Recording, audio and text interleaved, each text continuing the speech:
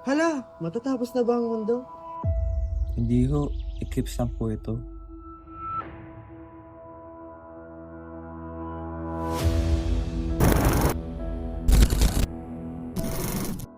Naniniwala ka ba sa Himala?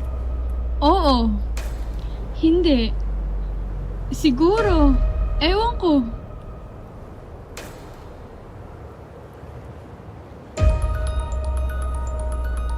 Mr. Chua, halika rito. Tingnan mo yun, no? Pinapauna. Nakakainis eh. Lagi kami kinakapos sa pagkain dahil sa dami na nakikitira sa amin.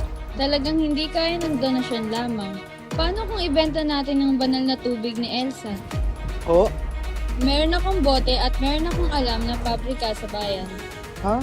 Hindi ba nakakahiya yun? Hindi ako ang nagagamot. Kamay lang ako ng birhen. Bakit ang birhen? Bakit hindi ang Diyos? Nakalipas na ang panahon ng ama, ang ina naman. Bakit sa'yo napapakita ang birhen? Bakit hindi sa ibang tao? Ewan ko rin. Ayan ba ang susuot ko sa dyaryo? Sa mga radyo? Na-enjoy mo ba ang atensyon ng ibang tao?